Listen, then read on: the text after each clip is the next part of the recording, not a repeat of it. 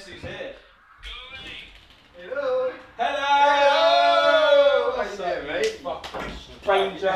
Hey, you little bitch! Hello, mate. Hello, cuddle. This is Cam. Hello. Suit as well. Hello. Come in. Oi, stop bugging him! Sorry, hey, how you doing? You alright? Fucking hell, mate. This place is mad. How you doing, mate? You good? Fucking nice, all good. How you doing? You good? Hello, how are you? It's nice to meet you. Mikey, Mikey. How are you? Okay? Good, thanks, how are you? And we wanted to go straight into filming. Oh, Like, sick. Filming Let's a do podcast, it. Because it's like we'll get the most organic kind of like. Yeah, fresh man. That'd be sort of thing. jokes. That'd be fast. Tea? Oh, mate, I love it. Is that alright? Yeah. Oh, your dream. Thanks. Sonny? My hand. Tea? Yeah, go on, I'll have a tea. Mate, this place is fucking ridiculous. See view like miles. Wow, man, this is mad. Hello. Hello. Hey. Welcome back to the podcast. We went quiet for a little bit because we've been moving house, getting some music sorted, starting to film the first music video. It's been a bit hectic, and also had a lot of FaceTimes with Mikey, and they take ages as well. Hello. Hello. Yes, they do. Sir. Hi. And But this that's is fine. Mikey. We have a lot of laughs. What's do. your Yeah. average like? FaceTime. Yeah, like, how long are we saying? I'd say about 40 minutes. 40 minutes. Yeah, big 40 in the minutes. morning, about an hour and a half in the evening. Yeah, it depends when really. Lunchtime, lunch break, usually longer. But that's because I don't text. I'm not a texter. Yeah, you're not. You literally go straight in with a phone call. It's don't a you? double jointed thumbs, right? So it's more strange. They're a bit for me to loose. text. They're like, whoa. They are. You know what double jointed thumbs? Yeah, I know. You that bend thing? them back. Yeah. So, Whoa! Yeah, man. Look, it's right there. So creepy that is. It's the only thing about me that's flexible. I might have to have a hip replacement. Like, I'm in trouble. But yeah, no, I don't text. It's Well, yeah, random, innit? other Probably than- the most random start to a podcast. Other than yeah. strange thumbs, here we are. We're back, and we're gonna chat about just life at the moment and a bit of history and stuff like that. See where it goes. A lot of you guys have been asking for this podcast to happen, so we made it happen. You're welcome. Exactly. You're welcome, lads. I'm here. Lads and lasses. I'm here! I've arrived! I'm here, boys. This is it. I'm moving in. And we legit have just like essentially Mikey walked through the door, well, a minute ago, and we've been chatting a little bit, and then thought, right, let's get straight in and do the pleasantries on camera because we haven't seen each. Let's go back on the timeline a little bit for when we last seen each other and properly were in a room together, like between us all. Last time I saw both of you was Summer in the City last year. So When's that city? Yeah, August, wasn't it? 1st of August. Yeah, but it was still quite brief, wasn't it? Like we kind of we saw didn't each get- other yeah. and went And then off. you did that video, Which video? that live stream. Which live stream? Oh, that was Bean. That was actual sick. No, that was entertaining though, be real. Oh, mate. Be real, that was entertaining. Yeah, it was. Which No. one? I don't know, when you two had your stupid little We had our moment stupid online little or whatever. pet Oh yeah, when we had a little thingy. It was funny though. See, a lot of stuff like that to me. I love stirring the pot. I think it's so funny. Bro, Yeah. that was entertaining. And It was, I could not tell you what I said in that podcast. Couldn't tell you. And I couldn't tell you why. Well, not podcast, that live stream. Couldn't tell you why that live stream happened. Nobody had recollection. It was I just funny. remember whatever it was at the time was worth it. Bro, people kicked off about know. that. Are you a big Twitter user? Oh, everywhere. I See, think I'm not. right. I'm dormant to that stuff. Okay, so I'm like you. I'm Yeah. a big Twitter user, and that I feel like that's where you see the real honest opinions of the That- yeah, literally, innit? Because anyone can write anything. The amount of shit that I saw on there was brilliant. And I promise you, hand on heart, and I'll say this to everyone because I said this on live streams. As soon as I saw it, I was like, we'll see each other soon, it'll be fine. I knew that it'd be cool. Well, I'm pretty sure we sent DMs to each other, or like. Yeah, we did, yeah. I swear we sent a voice note to each other, like kind of still taking the piss. Yeah. Like a few days or even a week after. Because I remember where I was when you sent me a photo in DMs, and I was in a meeting at the time, and I opened it, and you were doing like one of those faces and made me laugh. So I sent one back in this meeting. It was jokes, man. But yeah, there's no bad blood. No, which is there good. isn't. You can't really have any bad blood. Like even with the way that the band ended and all this stuff happened. Like I haven't thought about it once since really. Like it's just a thing you have to responsibly think of. But I just don't care. Like nothing. It's just like gone. It's history. And it's nice to happen. I think it's more of an issue with not an issue, but it's more of a subject with an audience, isn't it? Like between us, like when we were in the band, I'm sure the same with you guys. Whenever there was an issue amongst members, which obviously is inevitable to happen, it's more of an issue between fans or the audience than it is between members. Like members and mates Yeah. just after a You day have or an two. understanding that at some point there's going to be some sort of disagreement, Yeah. and that in a few days' time it'll be fine. But Exactly during right. those few days, the audience, Yeah, innit? they don't like those few days. No, It's they like ain't, it's like yeah. a sticky wall, isn't it? Like a fan base in that kind of way, or an audience in general. It's like normal people would have an argument, and it will stay between them, and it will like kind of simmer out between them the way it would. But when stuff, second it goes online, especially little like micro bits of it, it like sticks to the wall. So behind the scenes, everything's just kind of like you've moved on. You're like months later, Yeah. but everyone else is thinking, because all they're seeing is the sticky wall. They still think that that one little thing you posted, that one little thing you said, It's meant a gospel lot then, more yeah. than it did. That's it though. Which If one is- person sees one thing and they don't see anything else, that's Yeah. the impression they get of you. It is insane. And I think, do you know what's interesting, especially with like the way social media just picks up these things and takes these waves of stuff and creates conspiracy theories and like all these ins and outs of crazy stuff that happens. I think most people who've ever had an audience or had some sort of platform understand that kind of not mentality, but that sort of logic towards how it works. Yeah. And I think if everyone had that same understanding, social media wouldn't be taken as seriously, because it's almost like propaganda, isn't it? Yeah, like in the absolutely. band, we could create our own propaganda with like a Snapchat story or like the smallest little thing, and then it would get spoken about for weeks. And like, but to us, it's like it took 5 seconds of my life. I don't even remember it happening. Yeah. But everyone's taking this conspiracy to this whole new level, and I think it's happening in the world loads now. It's happened with coronavirus, and like everyone's taking these massive jumps. Yeah. And I think it's created this like anxiety amongst everyone that's a bit unnecessary, really. But you know what you said there about social media? Like you look at how social media has evolved in the last like 5-10 years. In another 10 years, people will be able to understand the context a lot better of that sort of thing. Yeah, You know what I mean? So I think it's just one of those things that's like in the moment that people see as an issue. But I don't think, you know, like I said, within 10 years, people will be able to spot a joke from a mile away. I Yeah. hope anyway. Yeah, oh mate, I hope so. Like, fucking, everyone's so PC nowadays. It's Yeah. insane. Like, you actually Because can't me and say you was chatting about PC, like the band. Yeah. We're the literally, literally, like do one thing slightly like out of tune, and it would just become this big thing. Which is very strange and quite alienating for if you don't really know how to deal with it. I think my personal way of dealing with it is just ignore everything. If it's negative, I just don't care what strangers Yeah. think of me. That's pretty much it. It's weird. We were literally just talking about this sort of thing about strangers and their mindsets and stuff like that. I'm the exact same. I never used to be. I used to take stuff quite personally when I was younger in the band when we first started out. Whereas now, I literally don't give a fuck what someone's got to say. If someone's hateful, can I swear? Yeah. Well. I don't give a fuck. No, it's Bud like- man. Yeah, but no, if someone's hateful, it's an opinion, isn't it? But I bring, you know what? Interestingly, this is going really well. This is smooth. We're going into like more subjects. Mikey, shut up. What do you think about? It seems to be a big thing. What do you think about cancel culture? Cancel culture, yeah, that is a thing that I've seen a lot lately. I think some of them are very obvious, like with what some people have done wrong, you know.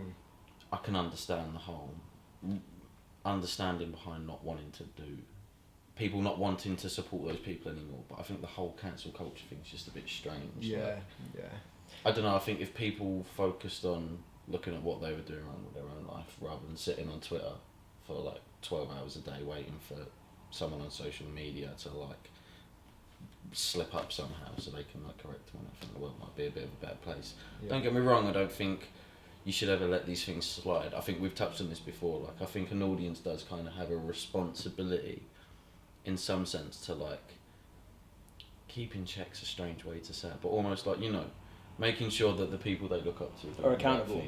Are accountable, yeah, but I think just the way that people go about it is like completely wrong.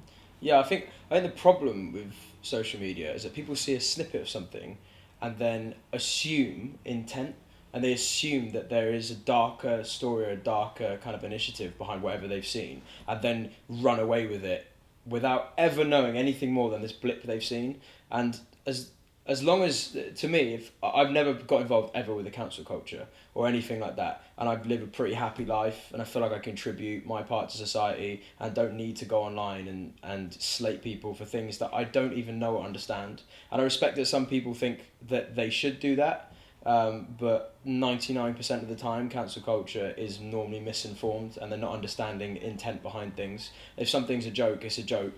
and Yeah. that doesn't warrant any kind. Everything should be subject to ridicule. So everyone should be able to have an opinion. Should be able to.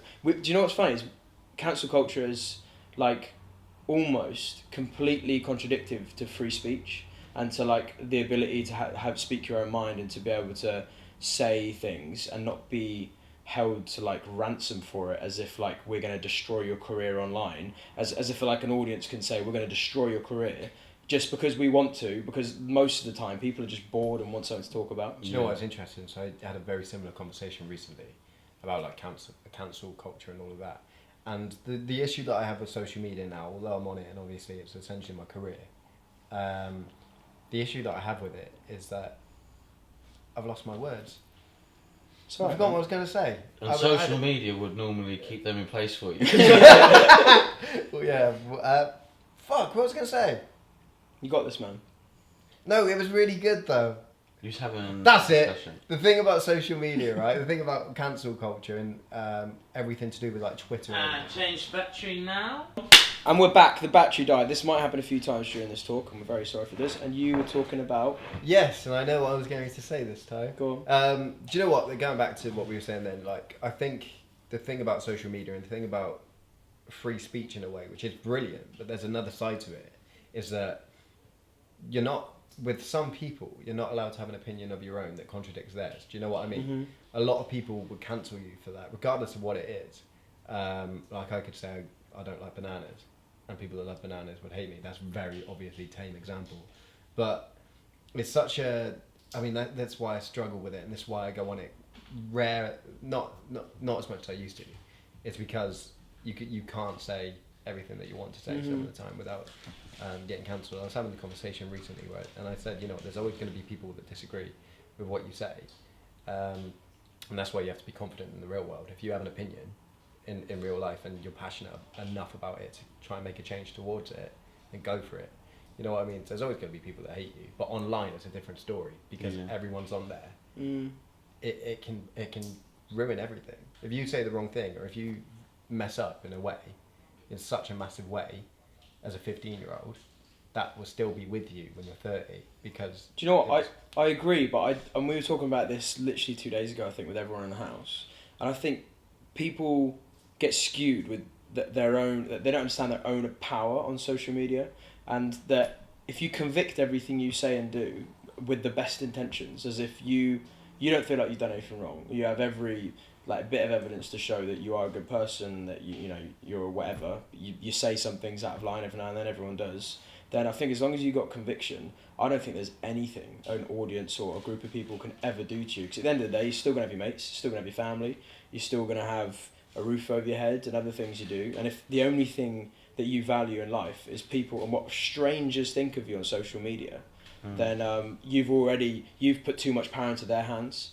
And I think that's where a lot of people go wrong. They've put their whole life online and social media so that when they are subject to ridicule or subject to cancel culture or whatever, it is their whole world coming crashing down.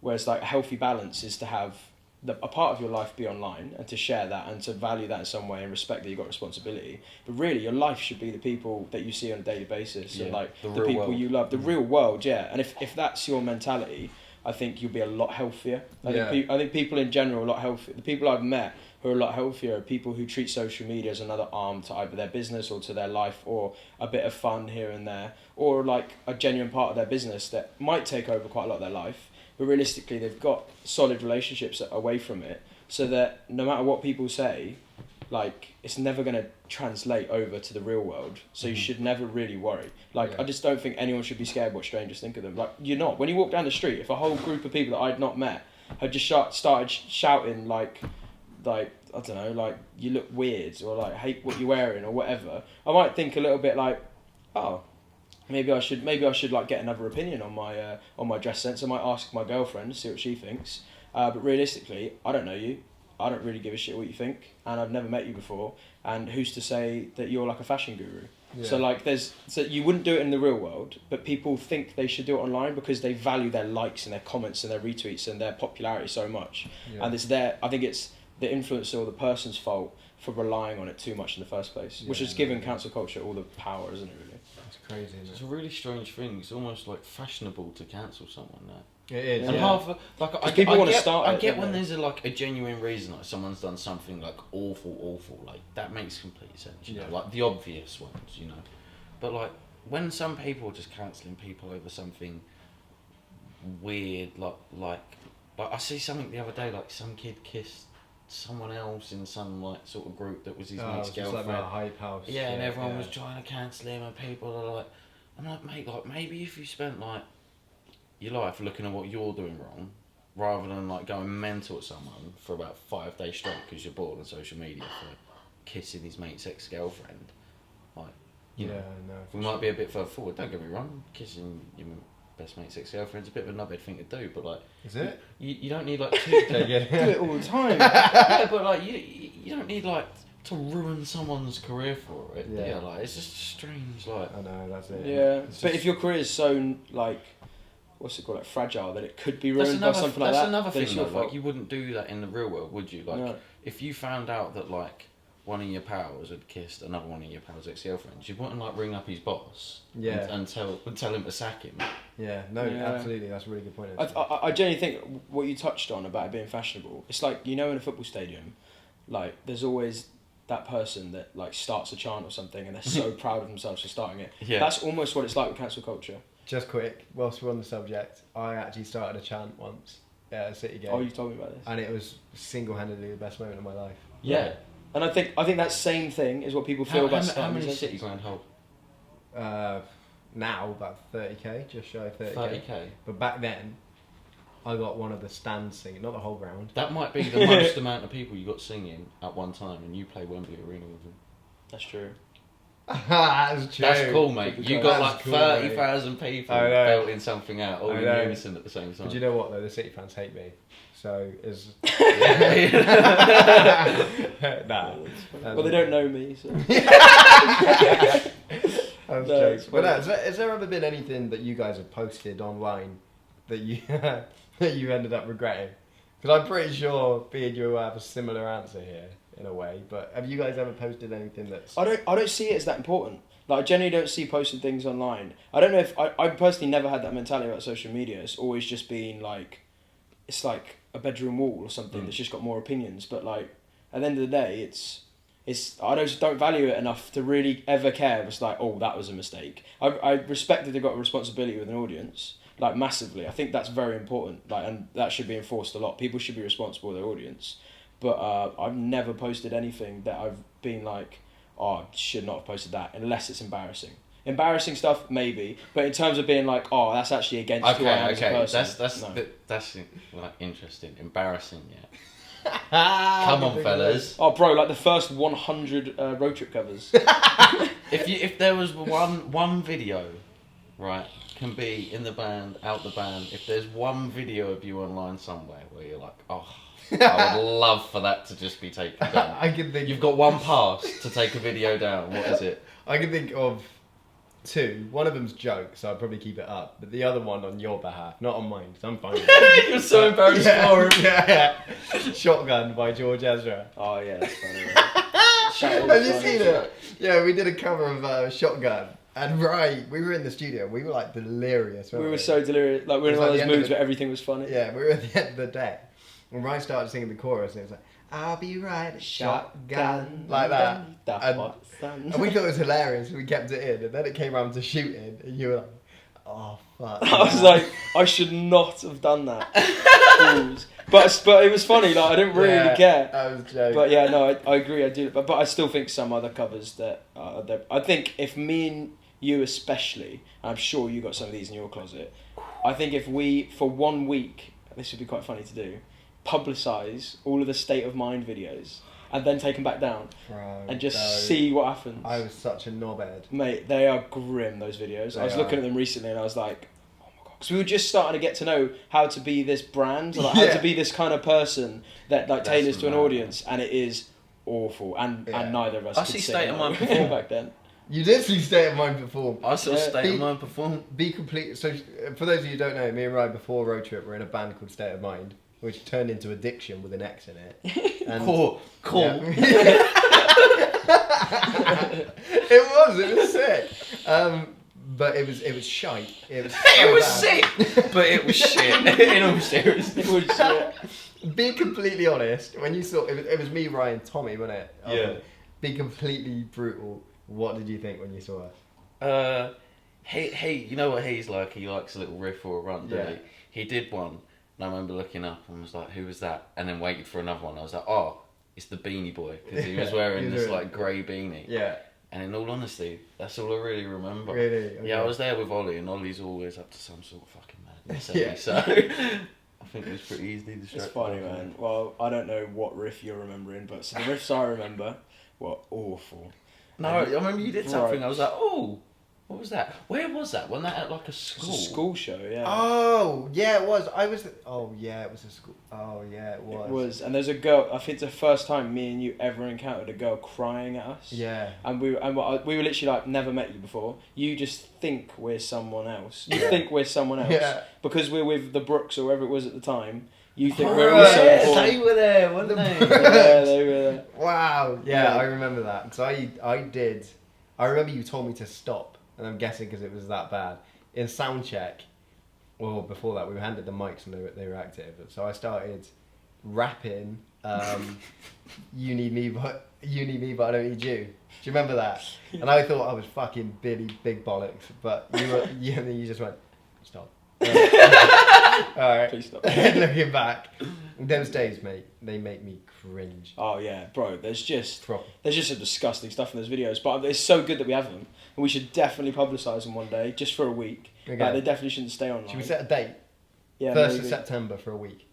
All right, we've got to remember. Okay. We'll publicise all of them. Okay, I'll set an alarm right First now. By of we, you mean September. you two. Set a reminder for But the you're 1st roped of into that September, because so if I get any 1st of backlash, September. we're gonna have music out. Mate, I have some horrendous stuff online. All right, go on, that's going off as well then. Like horrendous. Really? Really? All right, the first week of September. Bro, it's gonna be Overload. brutal.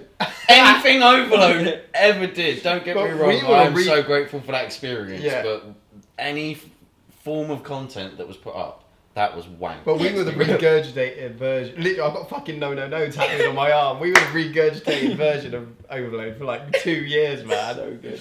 That was jokes. Mate, it's joke. But anyway, maybe we move away from a little bit. But yeah, there's a lot of memories there. There's a lot of cool stuff. Like, it is mad how far back all of our paths go. It is genuinely about nearly 6-7 years Yeah. that all of our paths interchange. And it is weird to think about now. I reckon in the future we'll look back and be like, whoa, like that was a long time that we'd spent just like crossing paths with each other. And hopefully we've got many more years crossing paths with each other. Yeah. Um, Do you know but what's weird though? Go Sorry, on. kind of just whilst we're on it.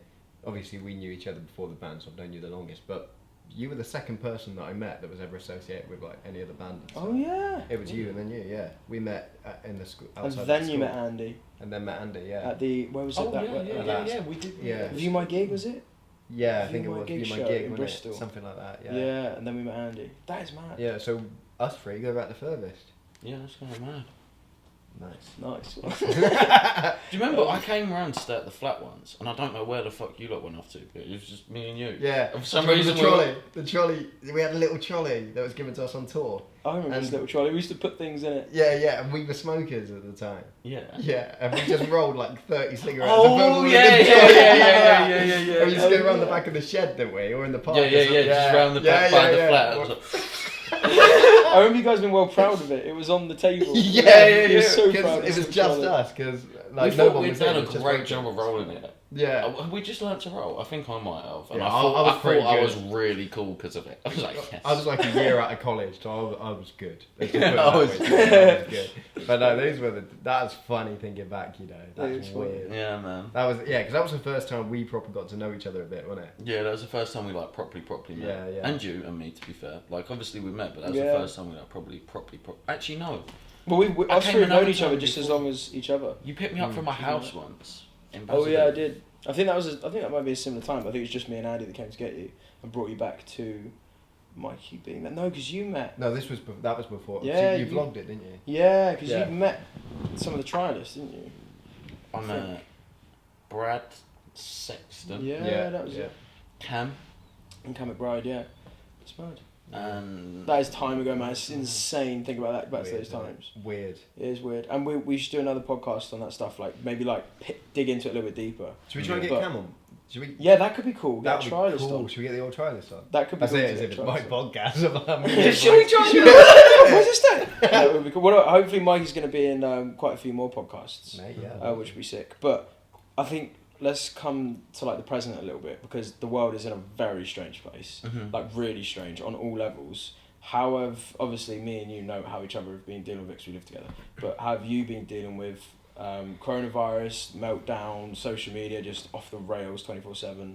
Yeah, it's been weird, really. That's all I have to say. No, Nice one. Thanks for watching. No, for me it's been it was just kind of crazy because obviously it was right at the beginning of the year when I think it was the last day of December where it was reported that it was a thing, and nobody really batted much of it. So I went to Barcelona, and the first couple of months were absolutely fine. Did the half marathon, and then pretty much straight after that I got really, really ill, and between the time of getting it and getting better, the week in between, the whole country went into lockdown. So I was like, all right, shit, and kind of lived with some family for a while, and then unfortunately, the one downside of it for me, and I know you've been through the same thing recently, but the worst thing for me was not being able to see my granddad this year, and then he ended up passing away a couple months ago. So that was rough. That was horrible. But at the same time, I can't be like poor old me, because people go through A lot of people going through it. Yeah. and go through worse every day. And I still got a chance to see him before he got really, really, really bad. So we still kind of knew who I was and stuff, which was nice. He had dementia. So that for me has been the biggest struggle. Obviously, I think work and stuff like that, with the lack of social media work that's going on at the minute, has been a bit of an annoyance. But at the same time, general expenses have gone down for me. So financially, I'm kind of in the same position I was at the start. Yeah. So yeah, it's weird, really. I mean, I don't really know how to look at it all, because it's been good in some ways, because I've been able to see family. I've been able to build relationships which I didn't build on whilst I was away in the band for all those years. It's been nice being able to kind of recapture that and redo that. I was going to say, have you had some nice bits from the lockdown though? There's been, like I saw my mum and for quite a while, which was nice. And we're back. Camera died again. So Yes, go on, it you're did. saying, bro. Yeah, so it was nice being able to spend some time with my mum and my nan as well when she needed it most, but and kind of have an opportunity to kind of build it, because realistically, my family didn't really, and I'm sure the exact same for you guys, my family didn't really get to see that transition of going from being in the band, being a boy when I started, to leaving as a man and having a beard. So so it was nice being able to see them a little bit, but I haven't seen my brother and sister-in-law in about 6 months, and my niece, which has been horrible, but it's just part of it. Like I said, you got to take it on the chin when people have it a lot worse. Yeah, no, massively. And then you both have had a similar story with your, obviously, recent circumstances with your grandparents. Can you just touch on the death certificate side of things? Because this is, I think, a wormhole into a much bigger subject that we aren't really qualified to have, but we're also members of the public that are having to address all this information we're being fed. And I think this information is very skewed, and it's becoming a bit of a problem. This is the thing. I was going to say, I don't really know what to make of it or think of it. Like, it's just a bit confusing to me. But like, for example, when my nan passed recently, like she was 96 years old. Like a similar situation, had dementia, was having like a lot of falls and things like that, and she just had a bad fall and went in the hospital and went to sleep and sort of didn't wake up, and that was that. And then it was only like a week or so later I was speaking to Mum, and I was like, what did they actually put on the death certificate? Because like out of interest, without sounding horrible, to put it bluntly, they're not going to go, fell over, like there needs to be like an official thing. And Mum was like, oh, they put COVID-19 down, but like I'm pretty sure she wasn't even ever tested for it. And I was just like, yeah, it's weird. Intriguing. It's weird, because with my granddad, he was tested twice in the 2 weeks before he died, and came back negative both times. So definitely didn't have it. The chances of having it after that is very minute. 2 tests, and they both said he didn't have it. Yeah. But when my mum was speaking to the funeral director, she said that on the death certificate it was of COVID that he died, which in all honesty, I'm sure it was with you as well. I was quite angry at that because you know what I mean. It's a complete. Yeah, it was just It's a fabrication. Exactly that. It's a complete lie. I was like, why have they done that? Now, there's a very, very tiny, small chance. If we put it into a perspective, when you first said it to me, I was like, there's a very small chance that that's a one-off case. Very unlikely. The fact that both of you have had the same thing makes me also beg the question, if anyone at home's had something similar like this happen, please comment, because obviously only if you feel comfortable commenting, because I think that we're getting fed this information and that like however many people have died in the UK from COVID-19 and all these other kinds of things. And if you look at like relatable kind of data from past years, and again, not necessarily qualified to speak about stuff, but from what I'm seeing, from what experts are saying, there isn't this peak of deaths, of unusual deaths. There's just a peak in the description of these deaths. And why is there this intent to want to blame COVID-19 and then feed the public this information that more people are dying from it when they're actually not? Yeah. And then there was this thing that came out yesterday or this morning that they think 5.2% or something of the UK population have had it. And I literally, as me alone, know that you've had it. One of Honor's friends has had it. Some of the people we went to a party with had it. We're almost certain some of Honor's family had it. Almost certain our house had it. Builders that I know up in Newcastle have had it. My friends in Manchester have had it. I literally could keep going. There is no way that you could argue that maybe 5% of the people I know have had it, therefore it feels like a lot. But I'm almost certain that most people I know have had it. How is it 5%? And why do these figures? This is what I mean. It all confuses me. I don't get why they're trying to like lower the percentage and climb it there, but like just add. Like why have they put? I don't understand why they've put COVID. Like, but are they lowering the percentage to try and calm it, or are they lowering the percentage to try and enforce a kind of scare tactic amongst people who thought they hadn't had it? But actually, it's just the chances are you haven't had it yet because only 5% of people have had it. Just as if they're trying to say, be careful, because only 5% have had it so far. You could be that other 95%. I don't get like, the reasoning behind it as well. Like, no one sees that. I know. Do you know what I mean? Like, no one sees that. It's not like going to be put on the news. Do you know what I mean? Well, do you know what? I think there's so much to it, and I think realistically we'll never really know the truth. No, but the death certificates count towards a number that they then publicise as to how many people have died that week or that day from COVID-19. Who even like fills in a death certificate form? Like, probably the doctors or the... You do it before you die. Before you die, I want to die of. That's a sick joke. No, it'd be the autopsy or something, surely, where they don't come up with diagnosis. But like, I just think there's...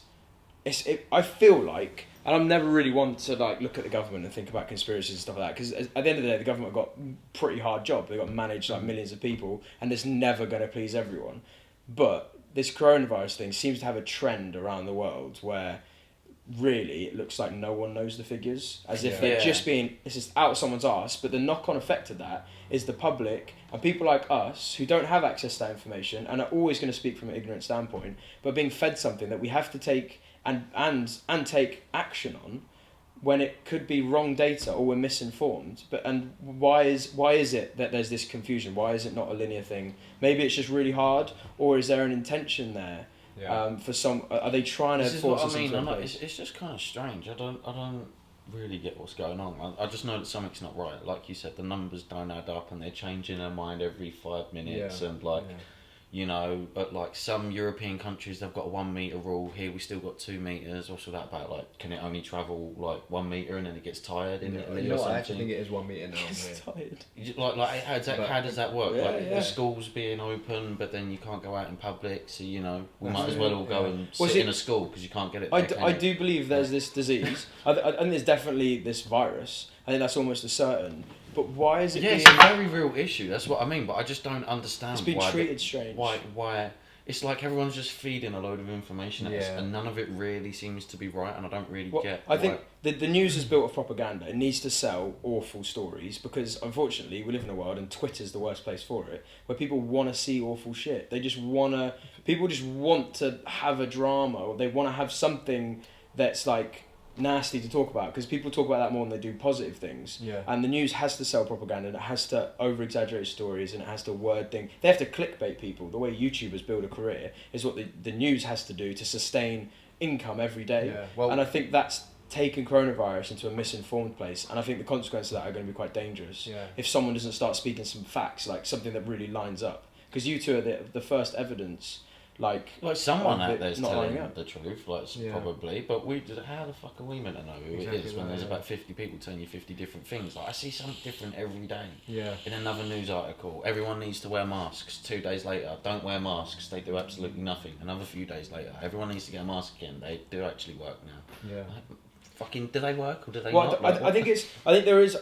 You could be slightly sympathetic towards like the government and the health. What's it called? The WHO, the World Health Organization. Not necessarily understanding this thing straight away, therefore giving wrong information, but trying to give something helpful. Maybe they were wrong about it in the first place, and they've developed and progressed more.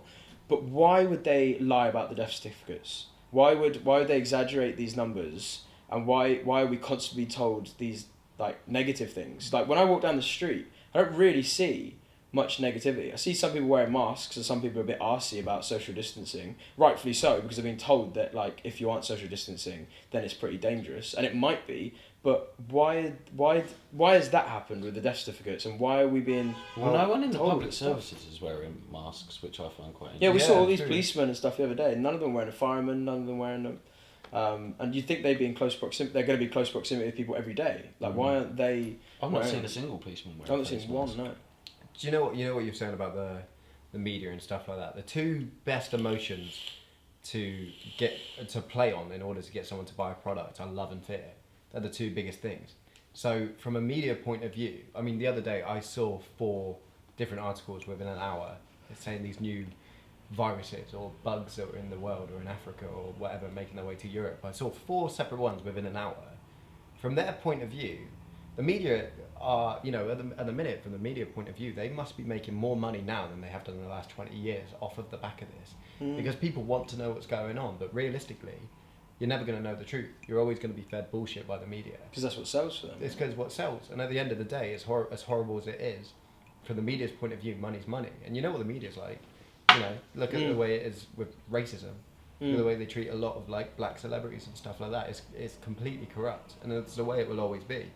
Unless something's done or unless more and more is said. And going back to what we were saying earlier on about social media, although it has its cons and there's a lot of negative stuff about it that a person could say, it has a lot of pros because it's taken a lot of power away from the actual mainstream media. It has. I do agree with that, but it's also It's just allowed people to make up their own media. yeah. It's allowed too many people to have an uneducated but influential opinion, and I think that's become dangerous because people are just throwing wild accusations around which are never backed by any data. And the data has to speak first, then the opinion. Otherwise, the opinion is just invalid. It doesn't mean anything. Well, do you know what? You have to. I agree with you. I'm just bringing up as a general point. What's more important?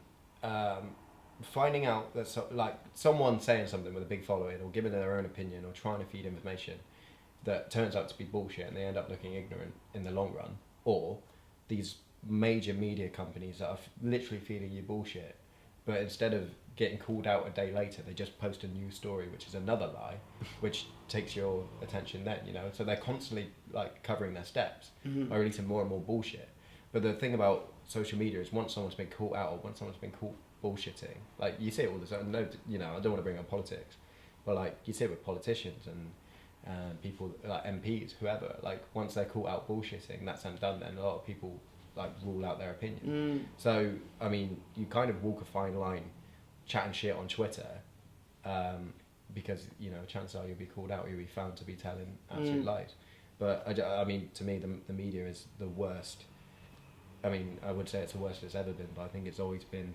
You know, But I think it's the audacity of some of the companies. I think is just crazy. Yeah. Some of the stuff they say, like all these like obviously you got your proper news outlets that I don't know who's saying the right stuff and who isn't, but they're all saying different stuff like your BBCs and ITVs, and then you have all these like online ones like TMZ and all of these, and just they just make money off of the worst. That like they're such bunch of pieces of shit. Really, like honestly, they would be those guys that would like write an article, ruin someone's life, and then get caned for it, and then the next day TMZ will release an article like TMZ slammed for ruining kids. Like, they'd make money off their own mistake. I'm telling you, if they could, like, they would. Well, there was an interest. We spoke about this a little bit, but when the Black Lives Matter movement was happening, literally on like the second or third day of it becoming this global movement, suddenly the Madeleine McCann evidence has come through, and then that took over all the headlines, as if the like information was away from it. as if it was held for a distraction. And again, we could jump into so many conspiracies, and I never want to be that guy to be like, look at this conspiracy.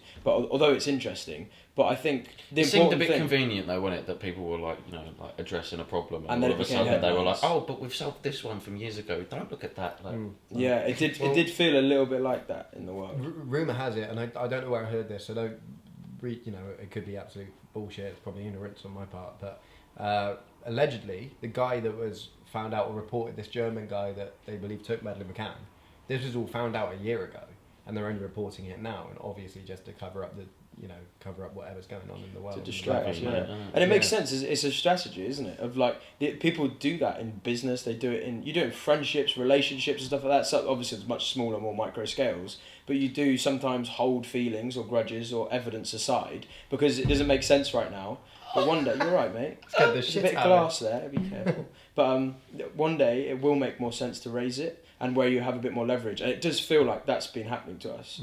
But I think the real crucial thing is that if we imagine we can't believe what anyone's saying, because either it's people with an uneducated opinion saying something, and you just can't ever trust that, or it's people with an agenda, therefore also very tricky to trust that. If we trust what we know and have experienced, i.e. both of yourselves with the death certificates, there's a lie, so there must be more incidences of that. What's the knock-on effects, and why is there this intention to do that? And then if you just look at the amount of people we know, and I'm sure you guys are the same, I know like 20 people who've had coronavirus, like loads of people, almost certain I've had it, but we're being told 5%. Yeah. And it's that, to me, that's the data that we can actually trust because we're watching it and we're experiencing it. And we're getting fed like all these different like kinds of information online. So how are we as a people, like how are we meant to look at our future, and how are we meant to go forward with understanding what's right and wrong to do? Is social distancing we're not saying you've got to have all the answers. Just give us the real data collected.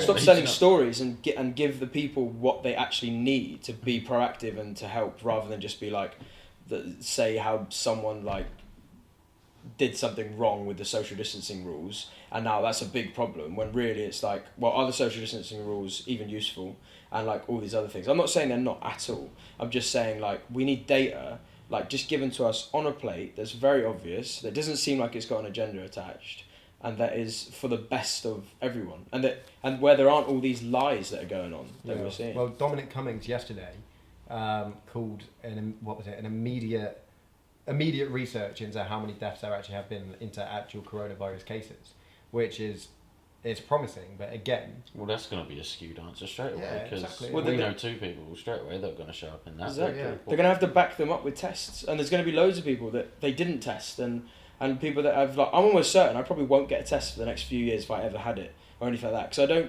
I'm personally not too fussed about getting one, because I think there's more important people who need them first, and so therefore I'm not going to count towards that data. How many other people are not going to count towards that data?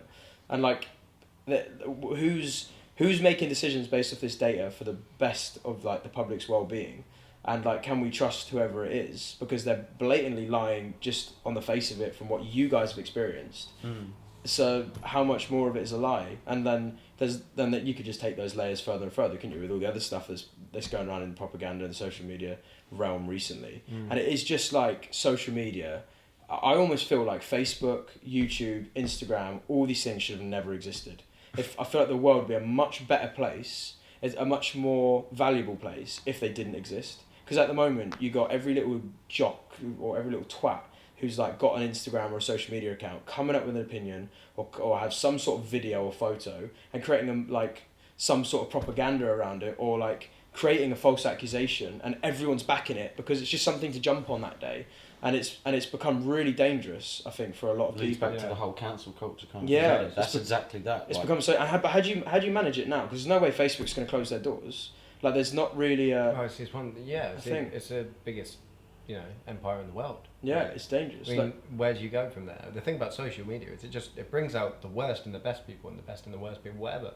Anyone can be anything on there, and it's kind of like you just can't trust what you see, whether it be mainstream, whether it be a tweet. Like, I've written tweets before where I've been really happy and smiling, but behind the camera I'm pissed off about, behind my phone I'm pissed off about something. Well, because these companies, they make money off exploitation from the ground up. They have to, like, if attention is getting exploited for whatever good or bad reason, Facebook makes money. And then these other big companies make money. And I'm not saying it's necessarily anyone's fault. I'm not hating on Facebook or anything, because they've brought the world closer together. I'm not going to hate on Facebook or any of these companies, because essentially they've given a lot of good to the world, but very prematurely, because now there's just too much power amongst people. And no one knows how to handle it. And no one knows how to handle it. So I think it should be held accountable and regulated in the same way you have a national insurance number, you have a criminal record to your name, you have all these things that you live with for the rest of your life. And it should be the same with social media. When you're born, or when you're... I literally think when you're born, because you can create a social media account at the age of 2, or your dad could for you or something. You should have an IP that is traceable, held in like a blockchain ledger or something, where no one can change it, no one can hack it. It is just stuck there forever. And anything you ever do, any activity you create online, ever, has to go through this, like... this like little IP then address. People will be accountable. People will be held accountable. People would then, the same way when you're walking down the street, you don't open your mouth straight away and say anything you like, because you know you're going to be held accountable with the people around you. Yeah, like you won't just launch some abuse at someone across Exactly, the street. you would be like held be accountable. real. Whenever, like I know from at least my point of view as, whenever you two have received hate, it's 9 times out of 10 it's like an anonymous... Someone who will never say it to your face. Yeah, someone who's not Ever. using their real picture, or like some strange username that isn't their name and things like that. So Yeah, like someone's yeah. hiding essentially. Yeah. It happened to me recently, actually. I was getting so much hate not that long ago from one person. And actually they weren't anonymous, but I was getting a lot of shit from them. I saw them in public. I said hello to them, and they were lovely. They were absolutely lovely. I've so seen that a few fun. times, yeah. Yeah, and I've seen that a few I was times. like, yeah, we're having a nice conversation, but I know what you actually think. But this is the thing. People should be held accountable, and people should almost fall through tears. The same way that, like, if you have a criminal record, or if you've ever, been bankrupt, or ever had anything in the real world happen to you, and it's like social media isn't the real world. It's bad to use that terminology, because I think we teach a habit to ourselves that social media is fantasy, but it's not. And I think events of late have shown how powerful it can be in the real world. And I think social media should be treated just the same way the court systems are treated and everything else is. It should be regulated. Everyone should be held accountable for any Google search they've ever made. Not necessarily public domain, but they should be accessible on an IP that can be tracked all the way back to day doc, and is always goes on. And it should be connected to your phone, any devices you buy, and it should be illegal to be off the grid in that way. People will still find a way to go off the grid, but at least mainstream public and most people that you would know, enough people to have a voice and an opinion, would think twice before spreading propaganda or for getting involved in jumping the gun on something. The same way you don't see someone down the street getting in a fight or getting something else and jump straight in and go, yeah, it's fucking hit him. You'd be like, I'm going to assess the situation, diagnose it, see what's the right or wrong thing, and then I'm going to make an informed decision. If I see something wrong's happening, cool, we'll stand against it. Then whoever's the culprit, they'll have it against their IP forever. And I think we live in a society where social media is just governed by everyone, and like a democracy where you can see what everyone else is seeing. There is no hidden entities anywhere. There's no kid in their room who can just like be 10 different people at once. Well, do you know what? The one I think that's wicked, but do you know what? Why I don't think it would work is because it would lose customer. Let's say the internet is a customer in this instance. It would lose a lot of users, a lot of customers, because people wouldn't. But it shouldn't be a business decision. It should be a government decision. It should be a law, like taxed. Yeah, the same way that drugs are illegal. Yeah, like if drugs, like if like a pharmaceutical company right now was like, if they didn't have to worry about the law, I just went, yeah, we'll sell loads of cocaine and loads of weed, and we'll make bank off it. But they can't, because the government has enforced a law where you can't do that. It should be the same with social media, because in my eyes, it's just as dangerous as drugs and alcohol, if not more dangerous. Like the internet as a whole is probably one of the most dangerous weapons we've ever made. Yeah, I think it should be a lot stricter. Like there's a lot of crimes which I won't actually talk about, but there's a lot of crimes that are punishable by having your internet access taken away. It should be that way for things like extreme cyberbullying and extreme this and that.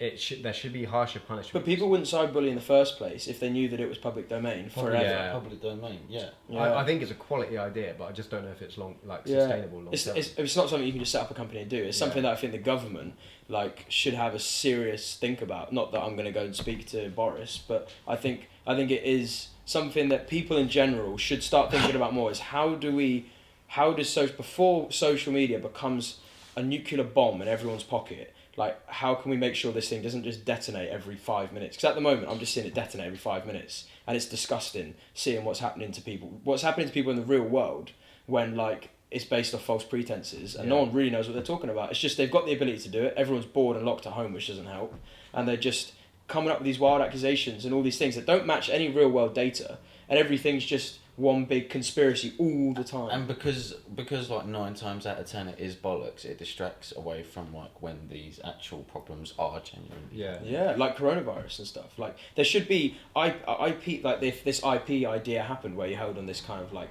ledger, like it should be that you are rated in the same way that you're rated with a criminal record or anything like that, and you can't go abroad or things like that. It should be that you have to protect your IP and the rateable value of it, because if you overstep or you do step out of line, the same way if you're walking down the street, you then can't have access to certain benefits of social media or certain kind of industries or websites and things like that. Yeah, it would cause detriment to companies and things like that, but it would do a lot better for society, I think, and for people's well-being and mental health, which at the end of the day, if they're not catered for, we're not going to have a society to make money off in the future anyway. Yeah. Do you know what? It sounds dangerously close to an actual Black Mirror episode.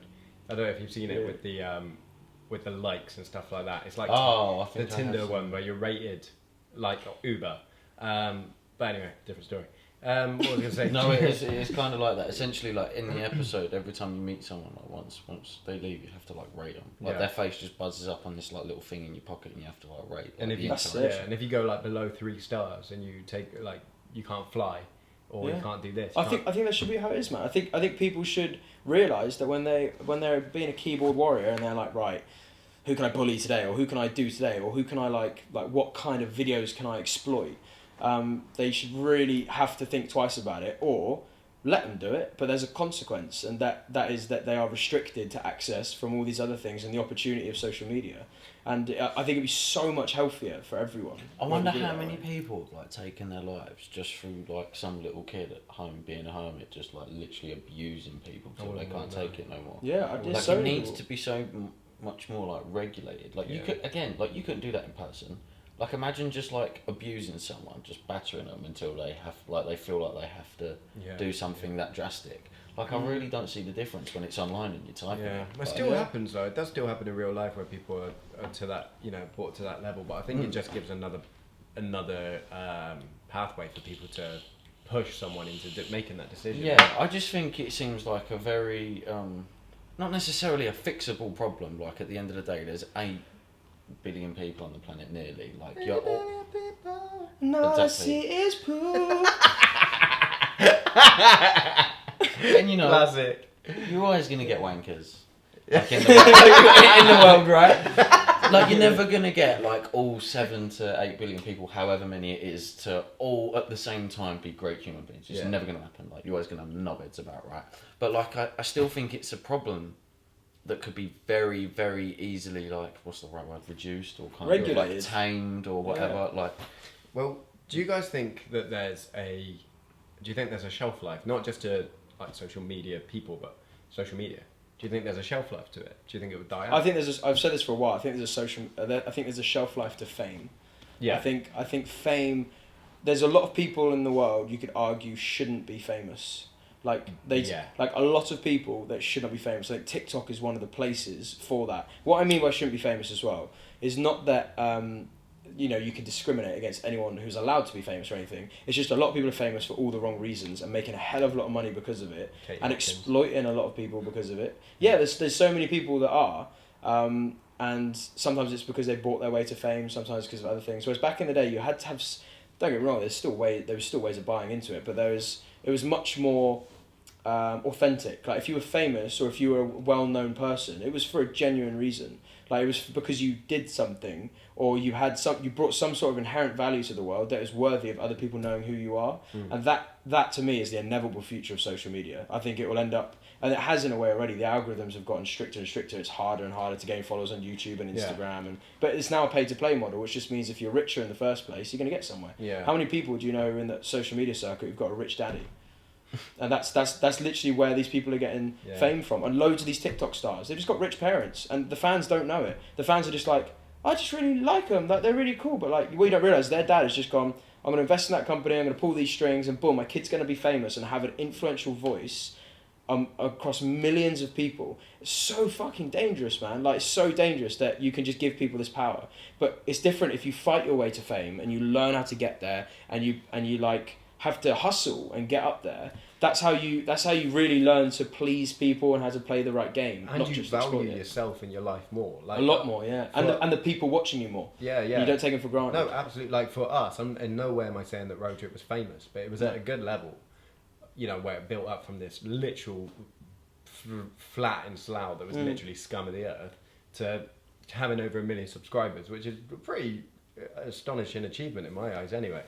To go from that, you know, we all, although there were times where it was really not fun and we didn't enjoy it, we always appreciated where we started, the fans that were there with us, because a lot of them were there from the beginning. The new ones that we met, we appreciated every single one of them, and it never ever went to our heads. And I feel like now we've all come out of it humble for starters, because there was none of this massive injection of money and this. Yeah, well, we hustled. We put in the thousands of hours of flyering, studio sessions, making videos, like staying up till 3, like doing stuff, like properly putting in graft the way you would back when social media wasn't a thing, to try and really create something of value to people.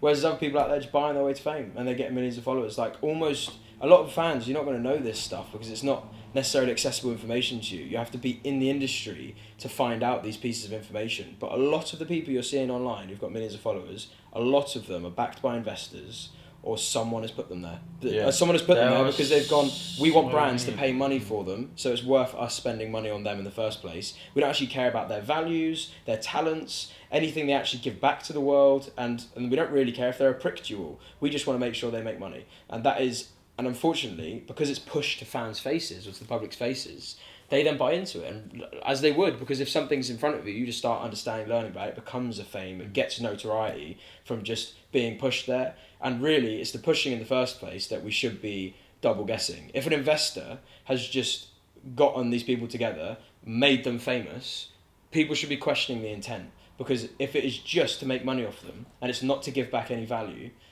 then why the fuck is anyone following them? Yeah, like, well, it's all down, a lot of it as well, although there's all this money. I mean, once you see someone that's on your screen who, I don't know, let's say they're a pretty person and they've obviously someone's paid for them to be in that position.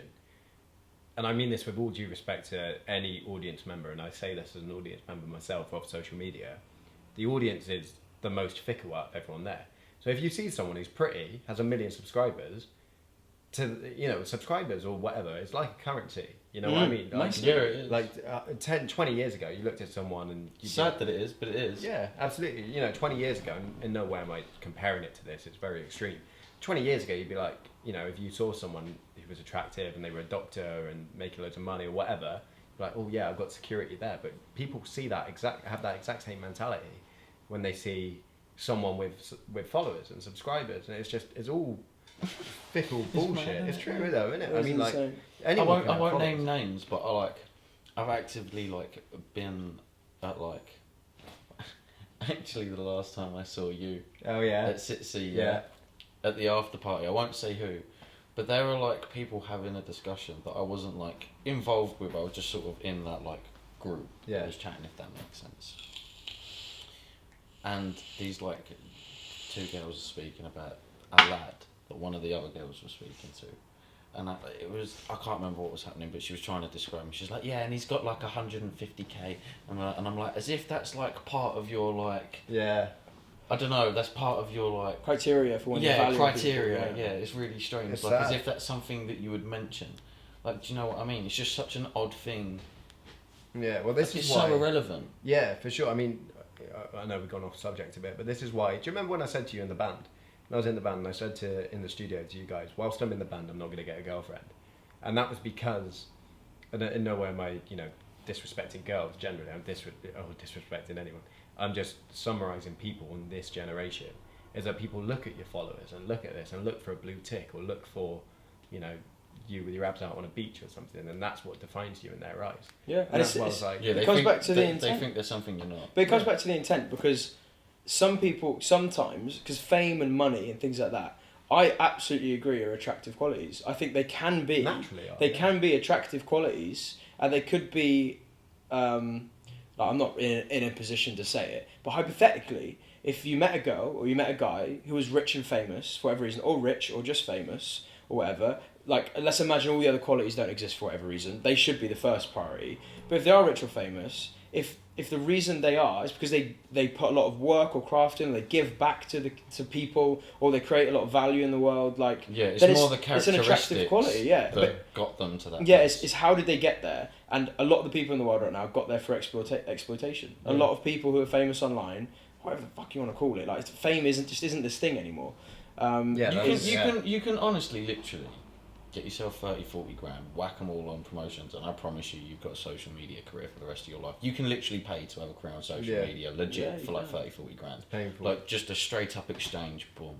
And there are like so many parents that do it for their kids and stuff, or like just random investors that do it for random people. Yeah. But do you think it's a generational wave? Like, do you think it's something that you think the next generation? I think fame is going to get regulated by the people as like just an instinct. I think people such start a to look bullshit at thing. It's like I mean, because everyone has this like profile. It's not just like you see before. Celebrities only really appeared on like media outlets, so like telly, newspaper. Like you couldn't just go, oh, I'm going to go on telly today and then go be on telly.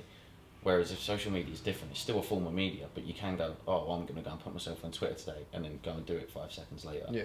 So like, because almost these like celebrity type people are judged on their figures, like everyone on social media has these figures, so everyone's therefore kind of got their own currency. Like the following is almost like, it's sadly what people see as like their human rating. Yeah, it's sad. It's actually something me and Sonny spoke about, and we want to get people on the podcast, obviously to collaborate with like audiences, just because that can create an interesting thing. But we also want to just collaborate with interesting people who might have no care about social media, but they might bring an interesting conversation to the table, and that should be how people look at their existence online, because online is the real world now, and we should accept it as that way for some reasons, other reasons not, but like for reasons of like trying to give back to your audience, it should be a case that you're doing it for all the right reasons, because you want to create good quality content or conversations, not just ephemeral content that's exploiting a certain scenario or topic at the moment. If you know what, as well though, like the internet in general. We can't remember where we were because the SD card. Oh shit! Actually, it's filming. Yeah, look, it's got a red light on. Oh fuck! I didn't see the red light. You're so scared of it. You should be used to cameras by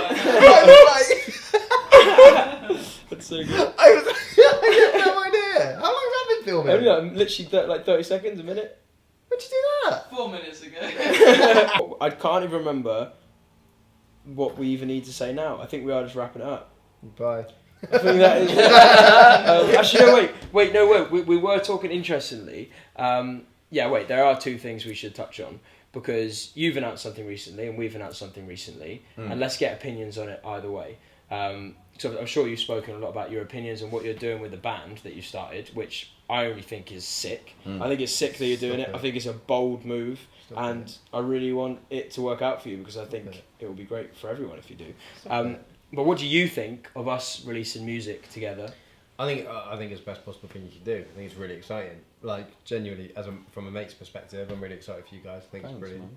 But from a business point of view as well, not a business point of view, but like a long-term sustainable point of view, I think you guys collaborating and doing your own thing is brilliant, because when people leave bands, they don't go down that route.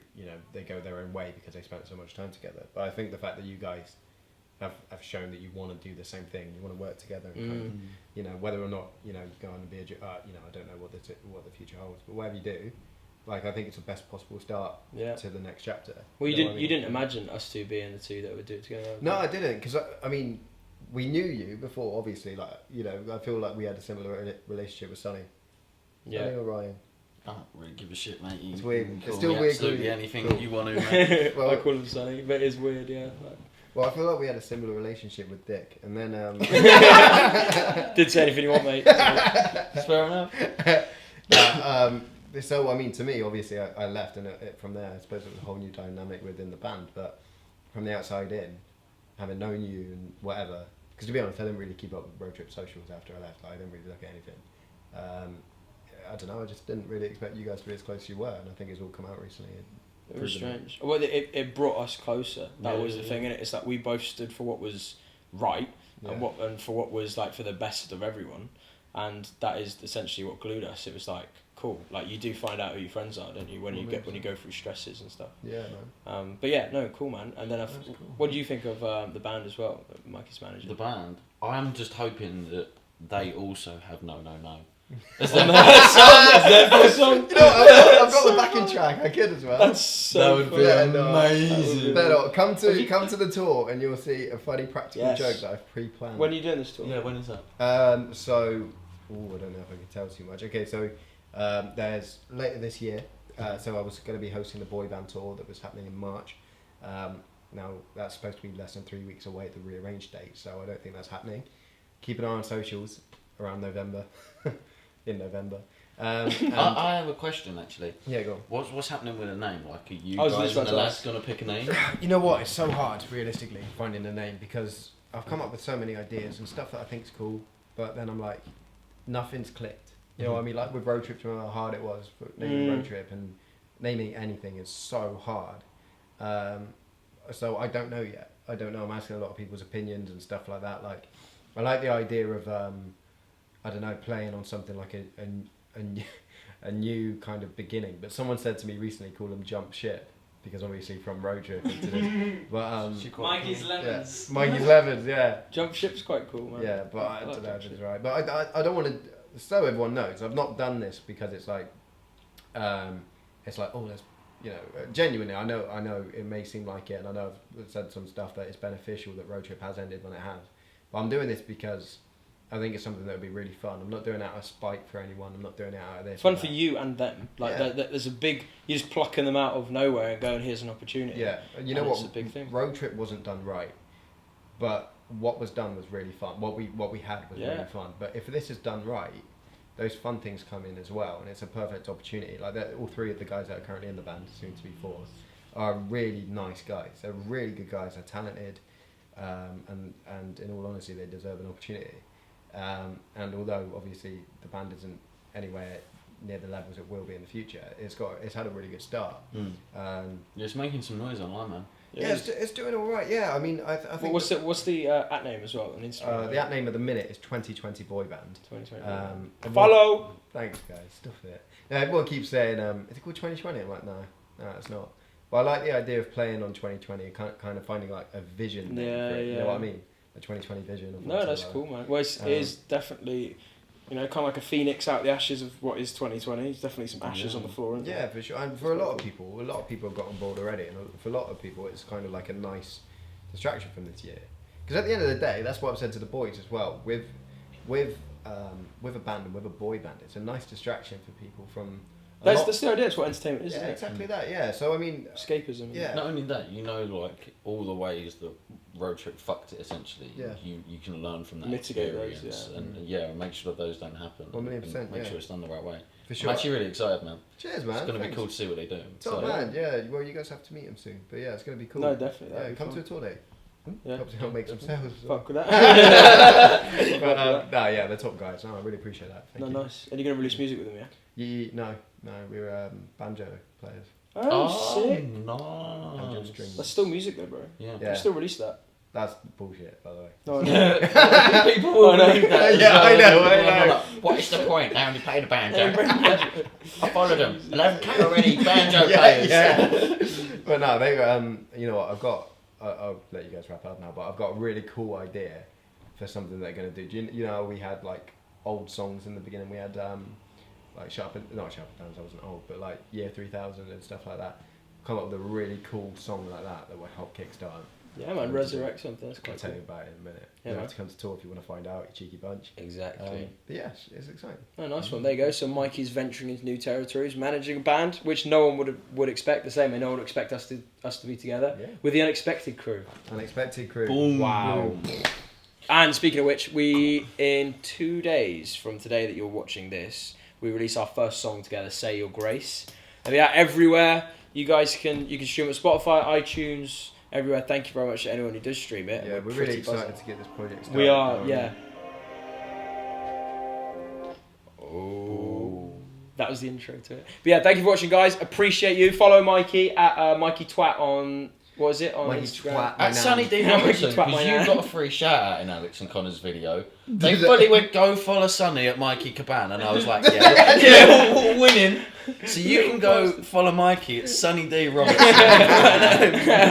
That's Quality. Yeah, you're verified, you bastard. Oh yeah, I won on that. I got in just in You did, like, a time. week after I left, I was like, what you did? That's so peak. That's funny. Okay. Yeah, thank you for watching. Subscribe, and we'll be releasing another one in the week. Sick. Thank you. Bye. Oh yeah, baby. Sweet. That was fun. Fun, aren't they? Yeah, man. That was really fun. Decent. Sweating.